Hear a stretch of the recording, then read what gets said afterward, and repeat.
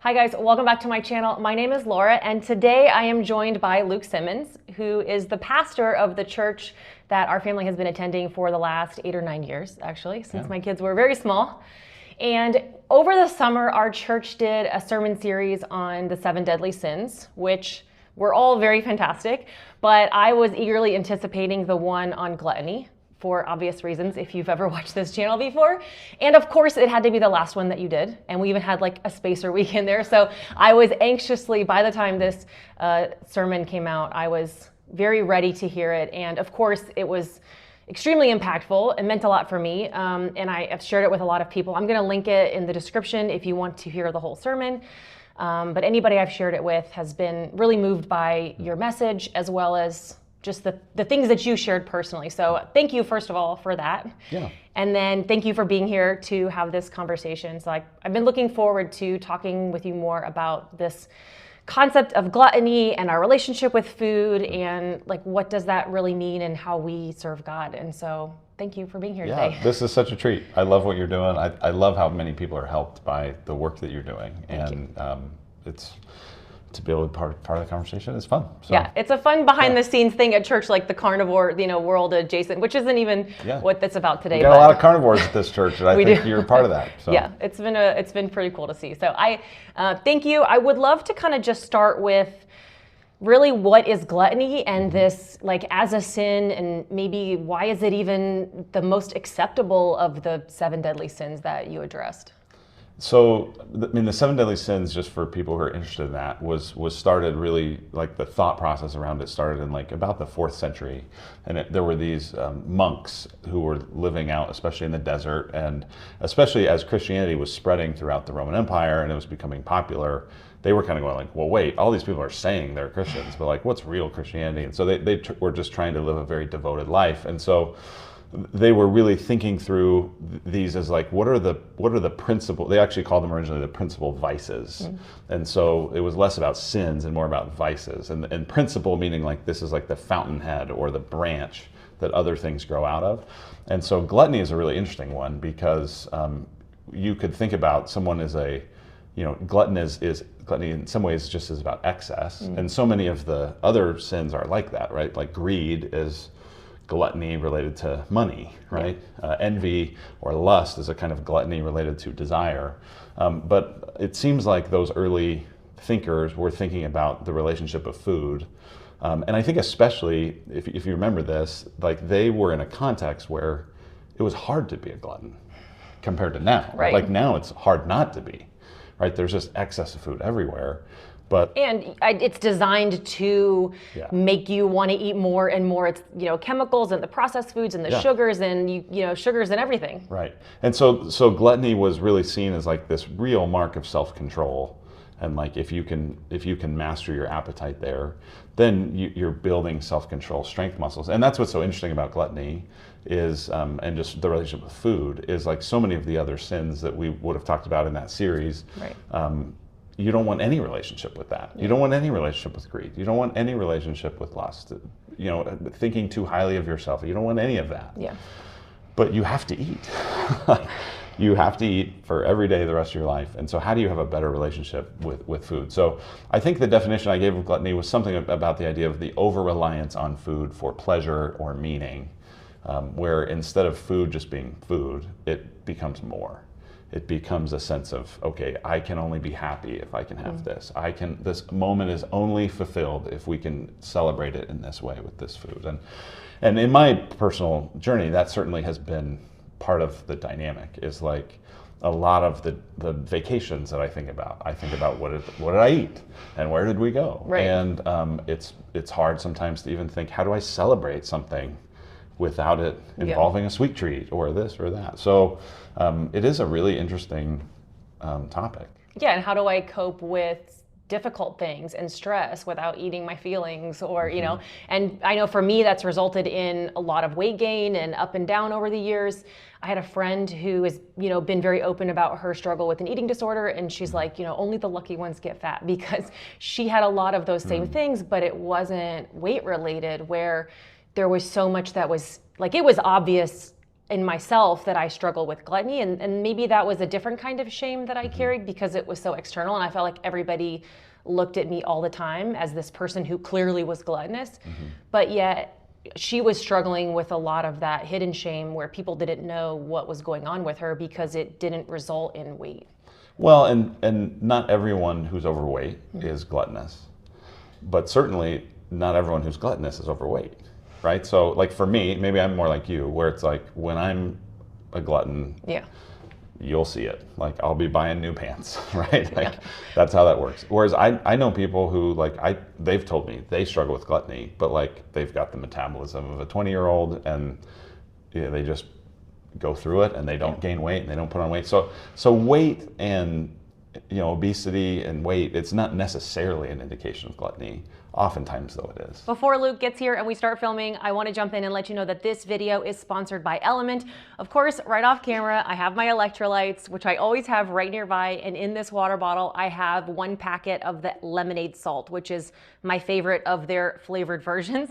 They also have an unflavored version of electrolytes, which is just sodium, magnesium, and potassium. But the good news is that none of them have any sugar, any caffeine, any filler, or any artificial colors.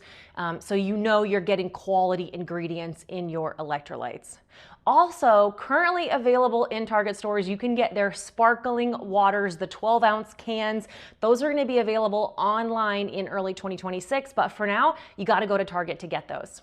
And if you want to get this free sample pack, you can go into the description or go to drinkelement.com/LAURAESPATH, and with any purchase, you can get a free sample of the Element Electrolyte Drink Mix packets. Thanks to Element for sponsoring this video. I lost weight. I was good at restriction. Like this is, I was always an all or nothing person where I could really binge in a sense and like think about food and eat nonstop all day long. But I also was really good at restriction. Like I was pretty good at going on a diet, and I'd always done that fairly well and successfully lost weight. But then I would go back and gain it all back again. And so like there almost was this, on or off switch that I had that I really struggled. And I think that is the hardest part that I have to face is like, why am I going to food for my comfort, for my celebration, for my emotions? Like, what am I trying to soothe with that and using food for that when I should be going to God for that? Yeah, I mean, that's an incredibly deep question that I think for a lot of us, there's probably different answers to like, why do we go to food? I mean, a lot of it is habituation and the family we were raised in. And, a lot of us too, especially if you are a person of faith, where you go like, okay, there's all these other things that would give me comfort and pleasure, but I know those are wrong. Like it would be bad if I was like at the casino all the time. Like people of faith are trying not to do that, right? I really shouldn't just get blitzed, drunk, hammered all the time. I'm not going to do that as a Christian. But food, well, that's kind of acceptable. I mean, you can't go to a church event and there's not lots of food. So especially for us as people of faith, like this is in some ways kind of the acceptable sin. And it's, we need to have a better relationship with it. And I think that's what was so rewarding after the message is I had a lot of conversations with people who are not heavy, who you would not look at and go, oh, glutton there, And they said, I don't have the kind of relationship with food that I want to have, and I want to talk it through. And so that was encouraging. And I think that's a good spot maybe to ask you to share a little bit about your story. Like I know we've had conversations over the years, and also you shared a lot in your sermon, but I know this has been one that you've openly talked about struggling with as well. Yeah, I mean, I read in the message, and I'm not going to read it here, but if people want to listen to it, I about probably 10 or so years ago, I was at a point of just, those of you who follow this journey, you know what it's like when you kind of are like, I'm so ashamed of myself, I'm so sick of myself, like what is wrong with me? And that shame cycle. And sometimes it leads to just shame and you keep eating, and sometimes it leads to real conviction. But I had a kind of journal entry where I was just reflecting on my relationship with food. And so I actually read that in the sermon, which was interesting because I had done all this studying on gluttony and I had my message actually prepared. I don't know if I had told you this. And then on like the Friday before I was about to preach it, so the message was finished. And it occurred to me, oh, I wrote that thing like 10 years ago. And I went and I found it and I read it and I was like, oh my gosh, everything I'm about to talk about in this sermon is like connected to what stuff I was writing about here. So I'm not going to reread that. So you can go check that out if you're interested. But yeah, I mean, I grew up in a family where we celebrated with food, and that was just a normal thing. Plus, I was an athlete, and so I could put away a lot of food and be fine because I was working out a lot, and so. But when I finished playing baseball in college, I didn't quit eating like a Division I baseball player. Right. I just kept going, and so just slowly saw my weight grow. You know, each time we had a baby, we were eating for two, and I was joining in on that. And so, you know, these different spikes. And interestingly, I mean, I'm trying to remember, it was probably about 9 years ago. So it's not long after that journal thing, I really did some work to like try to lose weight. And I did. I lost about 50 pounds, and then COVID hit, and the stress of COVID hit, and I just little by little put it back on and then some.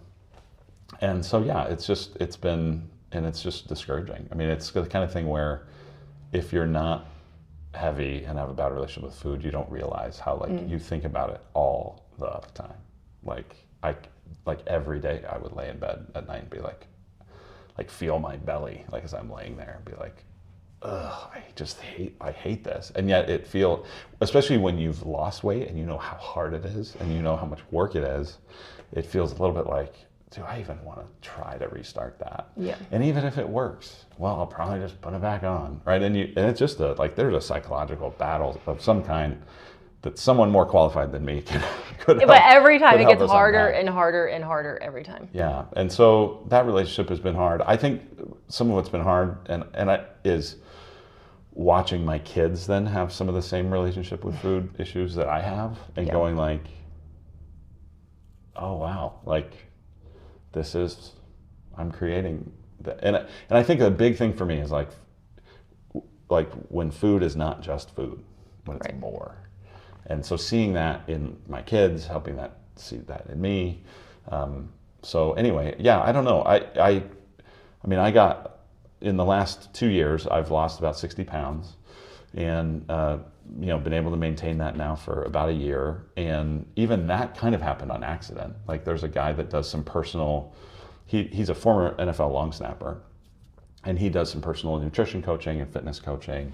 But he also, because he's a former NFL player, he gets chances to speak. And so I do coaching of people who are doing public speaking and preaching. And so he reached out to me and said, could I hire you to coach me in public speaking? Because I'm getting more opportunities. And just kind of out of the blue without thinking about it, I don't know why, maybe this was the Lord, but I said, how about instead of you paying me, how about if we trade? And you coach me on the nutrition and the fitness, and I'll coach you on the other thing. We'll just swap Love it that. out. And about 3 weeks later, I was so mad at myself for doing that because I was hungry and I was kind of, coming off of the addiction. Yeah. And, and yet I feel like the discipline of that accountability and that sort of stuff over time, like this is an area where, and I don't know exactly where you want to keep going in this conversation, but I feel like I was always waiting for this like moment when my heart would just change in relationship to food. And I think actually the way it has changed is through the discipline. Like I think the discipline and the accountability leads to freedom. Maybe there are people for whom they just have an aha moment and it all changes. But I think, at least for me, it was like the discipline, the structure, the accountability, the relationship is what started to then make it go, oh, I have a different relationship with food now. I'd also say I had wanted to preach a sermon series on the 7 deadly sins. And I knew I can't do that because I'm a glutton. And I can't get up there as a glutton with any integrity and do that. So I wouldn't say that was like a major factor, but like that had been on my list of like sermon series I'd like to do for years, that I was like, I can't do that. And so one of the reasons I even was like, I'm doing the gluttony message because I'm really familiar with that as a struggle, but also it was like a motivation for me to go, all right, I got to stay with this because I don't want to be a total phony baloney up there. But then I'll also say, after I gave it, there was a little bit of like spike the football. Like, I guess I won it at conquering gluttony. Like, and so then that, I deserve a treat. yeah. Shouldn't we go out for ice cream because Totally. I did it? And that temptation kicks back in. And so it's just you're going to eat for the rest of your life. I'm going to eat for the rest of my life. How do I have a healthier relationship with that? So. Well, I resonate so much. Like I focused so much on just like lose weight, and then I heard all these promises from carnivore of like, oh, well then all of your cravings are ever going to go away, and your relationship with food will be fixed. Like there are those promises that are out there, and I got really discouraged when I didn't have like an off switch for me, and then at the same time COVID hit, and I like gained a lot of weight then because I was like, well, like I was told a lot of lies, right? So I've obviously stayed carnivore. And I don't know, I've been feeling more convicted lately. Like, is that another form of obsession? Like, there's people who do carnivore for autoimmune conditions, for this, but like I just don't ever imagine or understand this world where I could ever moderate something. For me, it's like you telling an alcoholic to just no, have a beer with dinner occasionally. Right. And I feel the same way with other foods, and yet I don't, like, is that the same form of obsession, this level of restriction? And like I struggle a lot with that, especially more recently in the longer that I do this, and kind of wondering like, what does it mean for me to be healed? Does it mean that I can stay strict and not give into those foods ever? Or should my goal be moderation, but yet that just feels too hard and overwhelming? Yeah. I think what I'm trying to pursue is freedom. So I think even moderation is like an interesting indication of freedom. So like freedom would be, I could do that, I could not do that. I could eat that, I could not eat that. Like I don't have to. Yeah. Like I'm free. Like I think sometimes we think, well, freedom is doing whatever you want. I think freedom is being able to not do what you want also, right? So it's a little bit of both. And so that's what I want to try to pursue. And I think that like a healthy approach generally, I mean, this is oversimplified, and one of our other pastors, Seth Trout, talked to me first about this, is the idea of, there's fuel, there's food as fuel, there's feasting, and there's fasting, right? So most of the time, food should just be fuel. It's giving you the energy to live your life and be healthy and whatever. And then there are moments in life, and for people of faith, like that's a biblical idea. There's at least 3 weeks a year for the Jewish people that are feast weeks. Some people would even argue perhaps that the Sabbath was like almost like a weekly feast. Which a feast is different even than a cheat day, right? A cheat day, like even the way we talk about that language is so different. So the idea would be food most of the time should be fuel. Sometimes there's feasting, and then sometimes we ought to have the ability to do fasting, where we're saying, for the sake of deeper connection with God, I'm going to withdraw from eating for a time. So that's where we want to get. But I just think also like, we're not all starting in the same point. So I think there are people for whom like a very extreme approach is going to be the path to eventual freedom. I do think like we'd love to go, hey, I don't have to stay in that extreme, this is how I have to do it place forever. Like I think we'd like to get to that point. At the same time, we have to get to know ourselves, we have to be honest with ourselves. I mean, it would be devastating for the alcoholic to 15 years later go, well, I think I could be moderate, and then and maybe they could and maybe they couldn't. And so that's but I do think like, so I don't know, we're all different, we have to know ourselves. And you talked about feasting, and I think the fasting I'm good at, right? And the food now, like understanding like this routine that I'm in, I'm good at, but like where, I think it's different for everybody, but where would be this line of feasting turned to gluttony, right? Thanksgiving is coming up. Is that a feast because we're with friends, or is it like if, am I sit on the couch and can't button my pants later? Like, is that a gluttony? Like, where is that line between the feast and the gluttony?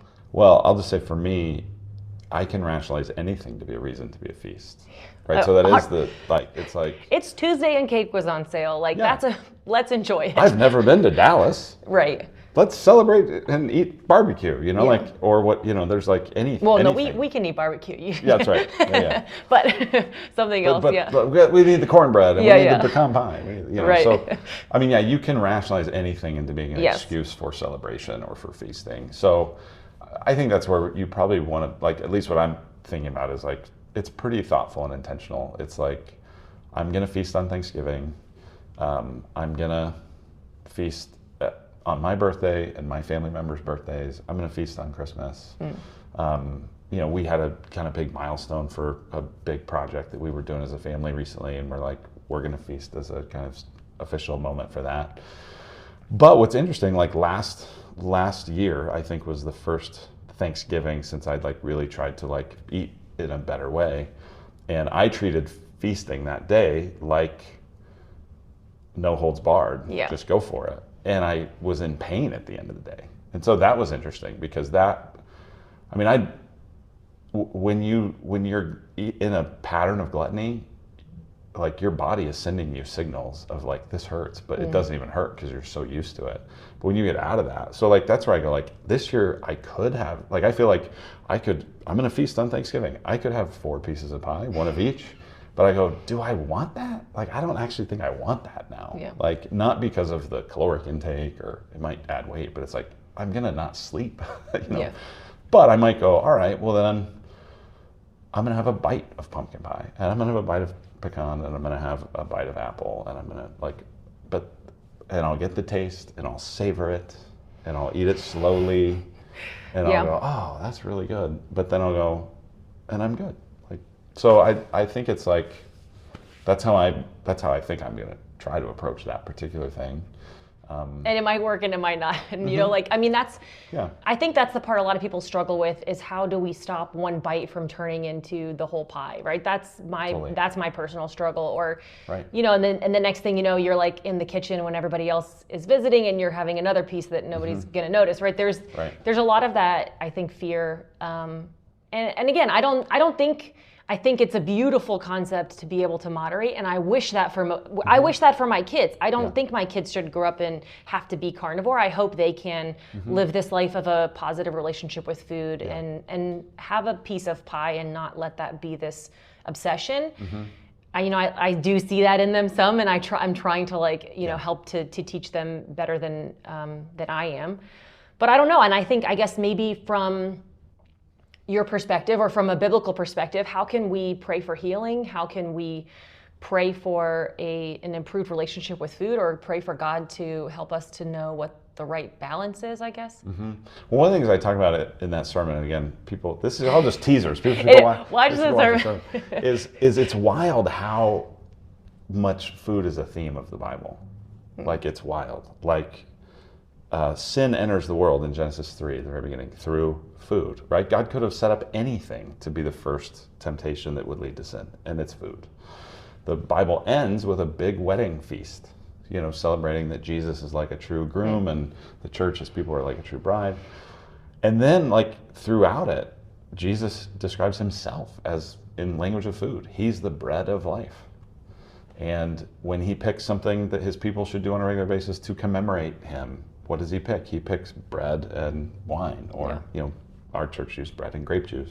But like, so it's really interesting. I mean, it's like, so some of it, I think what that, at least for me as a Christian, is to say,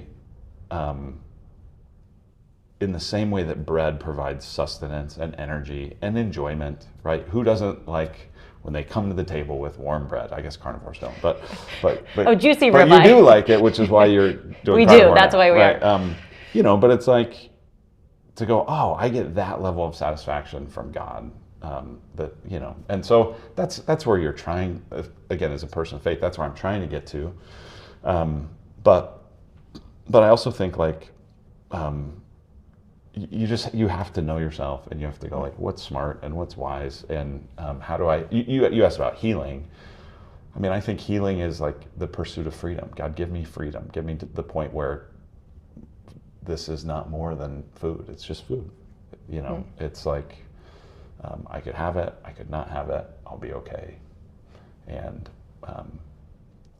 but when we're not there, that's okay. We just have to acknowledge I'm not at that point. And then I got to act accordingly, or else I'm going to, like, go in a bad path. Yeah. Well, I really appreciate it. Thank you again for your time today. I think, you know, we'll plug the sermon again. You ended it really in a powerful way of having people who are struggling with food stand and receive prayer. And I think, you know, I was somebody who was standing, and I know my family was as well. And I now feel like I have specific things I can pray for in my own journey, and not so this is the tempting thing of like, I'm going to pray so then I can eat bread occasionally. Like there's Sure. almost this like, part of me that's like thinking about it in that way.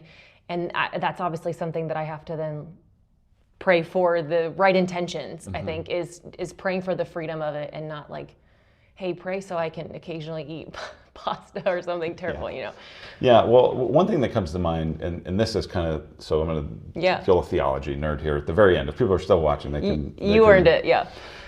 So the way the Bible describes the beginning, before there was any kind of sin, is that Adam and Eve are in the Garden of Eden, and they have a great relationship with God, they have a great relationship with each other, and they have a great relationship with the creation, and they have a great relationship with themselves. Like the Bible language is they're naked and unashamed. They feel totally comfortable in their own skin. Well, after they rebel against God, which is what the Bible calls sin, all of those relationships break. So they are hiding from God. They're covering up themselves. They're no longer comfortable in their own skin. They're blaming each other, and they're fighting with each other. And the ground now is cursed. And so I think part of what that says is that life in this fallen, imperfect world is going to mean our relationship with food is always going to be a little clunky, because that's part of creation, and our relationship with creation is kind of broken because our relationship with God is broken. So that'd be another thing I'd say, is certainly being a person of faith and being a Christian doesn't like heal this totally for you. But I would say that there might be people for whom, don't underestimate that perhaps one of the missing pieces in your good relationship with food might be a spiritual component. It might be a relational component. Like there might be some of those other things that are so intertwined with our relationship with food that it might not just be about finding the right diet and the right app to track your stuff and the right accountability, but it might also be that you need some spiritual healing. It might need that you need sin forgiven. It might need that you need counseling to unpack your past and hurts that have happened to you. And so, I mean, there's a lot of things there potentially in the mix as well. Yeah, and I'm starting to learn more to say, God, let me turn to you in my celebration and my gratitude instead of food. Let me turn to you in my sorrow and my grief than to turn to food. And when I'm feeling stressed and uncertain, let me turn to you instead of going to the kitchen. Well, and so here'd maybe be one last thing that this is another way I think about it, is I remember years ago, I was at this gathering and it was a gathering for pastors, and these local people, this was in Salt Lake City, and this gathering for pastors, and these local chefs had all gotten together to make this like feast for these pastors.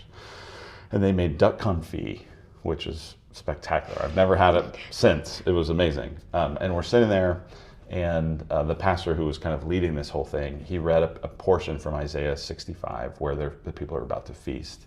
And he concluded it, and he lifted his glass, and he said, "To the King," which is a very like, it was very, oh, it was like a very cool moment. But I thought that's actually a good indication of like going, as I'm about to do this, could I say right before I eat this, "To the King"? Or is there some embarrassment about that? Like, am I eating, like I'm gonna on Thanksgiving eat those 4 bites of pie to the King with gratitude, with joy, not embarrassment or shame or guilt. But that second piece of pie that I'm sneaking in the kitchen, I can't in honesty say like, to me, right? Like, so that might be one way to think about it as well. Is like, do I feel like whatever I'm gonna do, I'm gonna do it for God's sake and for his honor? And if I can't, then that's probably an indication that something's off. Yeah, I appreciate that. And I think listen, I'm not encouraging anybody here to like go eat pie. This is not, I don't want to cause anybody to derail or to sin if that's not right for you. I think though it is something for us to realize that we're not going to have sustainable long-term healing, and whether that's weight loss but we aren't going to have this healed relationship with food if we're not bringing God into it, and if we're not looking at the root cause of kind of how we ended up here. So I think that's been something I've been reflecting on for years, and I appreciated your current message in this conversation to be able to share that with others. Yeah, fun. Thanks so thank much. you. Yeah, thanks guys.